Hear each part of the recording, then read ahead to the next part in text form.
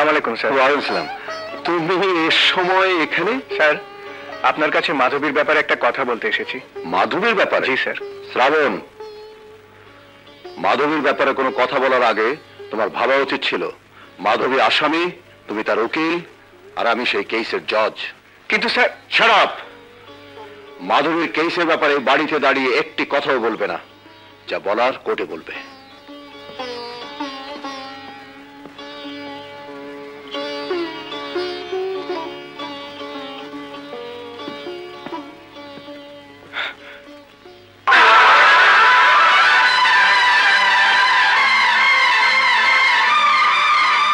এই শোনো,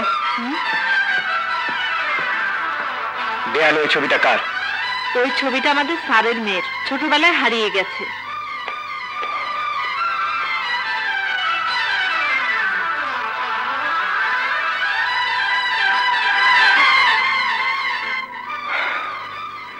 জজ সাহেব, যা বলার কাল কোর্টেই বলবো। মহামান্য আদালত, আমি গোলাম হোসেনকে কিছু প্রশ্ন করতে চাই। অনুমতি দেয়া হলো। গোলাম হোসেন হাজির।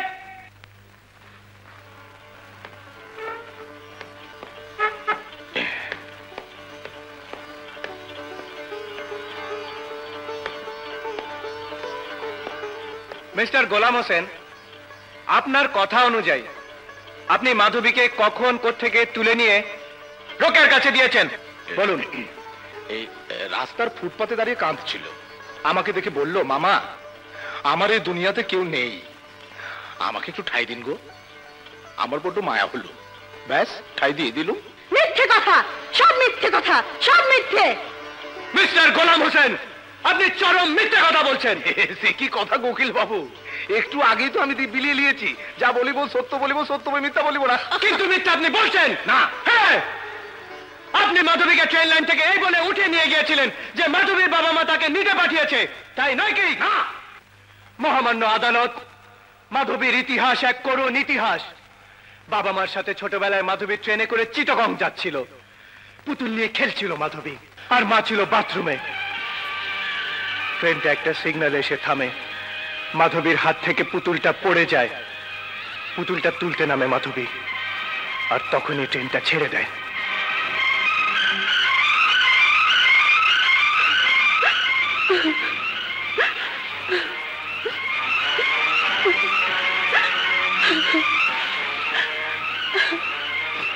সেই পুতুল হাতে নিয়ে মাধবী চিৎকার করে তার বাবা মাকে ডাকতে ডাকতে ট্রেনের পেছনে ছুটে যায়, পড়ে যায় হোঁচট খেয়ে। একসময় ট্রেনটা চলে যায় দূরে, আর ট্রেনটা চলে যাবার পর একজন লোক তাকে নিয়ে যায় ট্রেন লাইনের পাশেই তার বাড়িতে। মাধবীকে সেখানে রেখে সেই লোক মাধবীর বাবা মাকে খুঁজতে থাকে, আর মাধবীকে তার বাবা মার কথা জিজ্ঞেস করলেই বলতো ওর বাবা মা নাকি ঝগড়াঝাটির চাকরি করত। তাই এই সূত্র ধরে মাধবীর বাবা মাকে খুঁজে বের করা সম্ভব হলো না।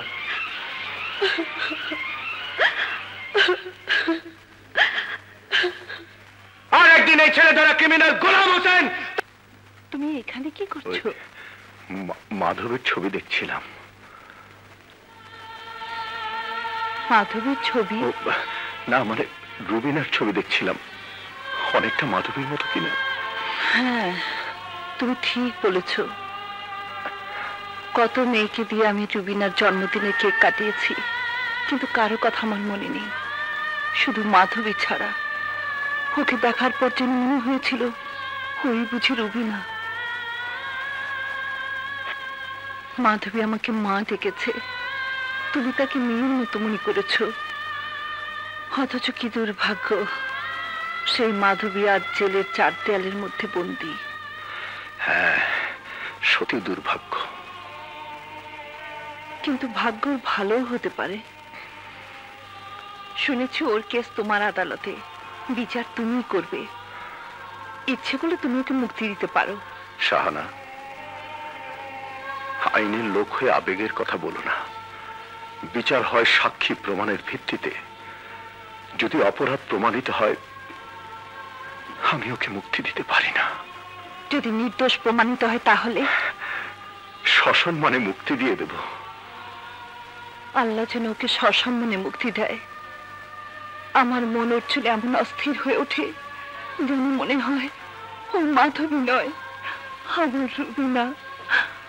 রুবিনা। মায়ের মন সন্তানের জন্য ঠিকই অস্থির হয়ে ওঠে।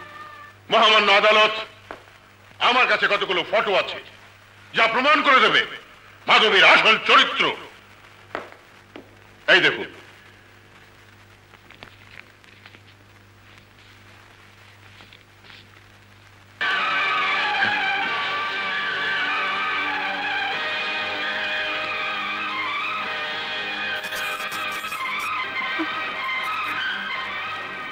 মহামান্য আদালত, এই ঘটনার সঙ্গে জড়িত আরো দুজন সাক্ষীকে আমি আদালতে হাজির করতে চাই। অনুমতি দেয়া হলো। Thank you, your honour. প্রথম সাক্ষী হাজির। হাজির।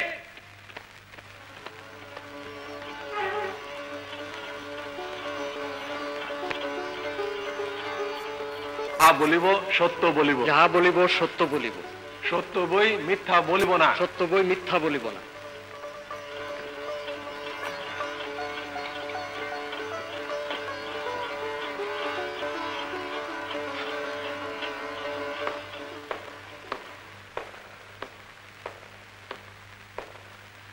আপনার নাম?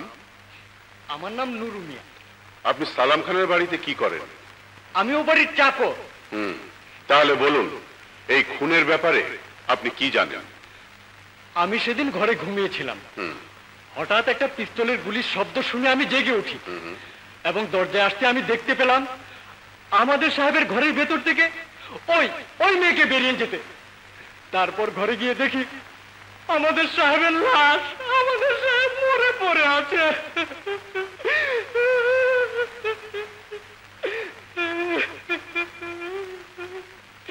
আরেকবার ভালো করে চেয়ে দেখুন তো, এই সেই মেয়ে কিনা? জি হুজুর। হাকিম সাহেব, সালাম খান আপনার কি হয়? আমার মামা। 24শে জানুয়ারি রাতে আপনি কোথায় ছিলেন? আমার মামার বাসায়। ওই রাতের ঘটনা সম্পর্কে কিছু জানেন? জানি। কি জানেন? সেদিন রাতে গেস্ট রুমে আমি শুয়েছিলাম, হঠাৎ শুনি সালাম খানের সাথে একটি মেয়ের কথা কাটাকাটি চলছে। শুনে জানালায় গেলাম, দেখলাম আরেকজন জানালে উঁকি মেরে দেখছে। ভেতরে টাকা পয়সা পাওনা নিয়ে সালাম খানের সাথে ওই মেয়ে ঝগড়া করছে। তারপর সালাম খান পিস্তল বের করতেই ওই মেয়ে পিস্তলটা ছো মেরে নিয়ে গিয়ে সালাম খানকে গুলি করে। আপনি এখন যেতে পারেন। আচ্ছা। মহামান্য আদালত, আমার সমস্ত সাক্ষী এবং আপনাকে দেওয়া ওই ছবিগুলি প্রমাণ করে মাধবী একের পর এক বিভিন্ন লোকের সাথে মিশেছে এবং তাদের মনোরঞ্জন করেছে। আর যখন সালাম খানের সাথে তার বনিবনা হয়নি, তখন মাধবী তাকে নিষ্ঠুরভাবে হত্যা করেছে। এই জঘন্য অপরাধীর দৃষ্টান্তমূলক শাস্তি হওয়া উচিত। তাই আমি বাংলাদেশ দণ্ডবিধির 302 ধারা মোতাবেক এই অপরাধীর মৃত্যুদণ্ড দাবি করছি। That's all, your honour. আসামি পক্ষের উকিলের কিছু বলার আছে?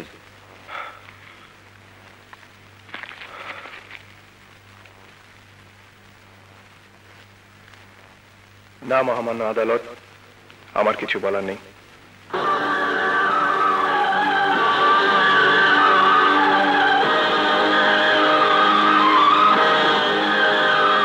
আমার কিছু বলার নেই।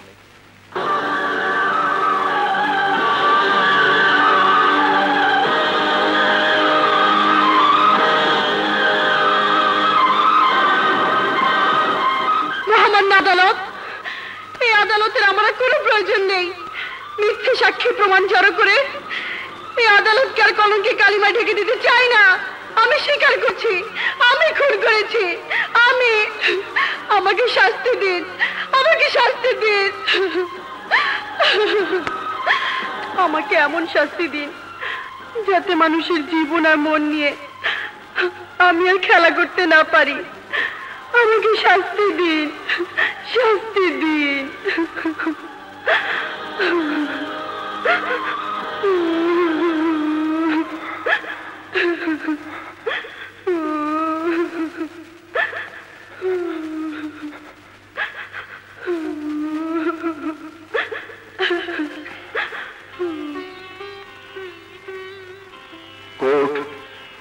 আজকের জন্য মুলতবি ঘোষণা করা হলো।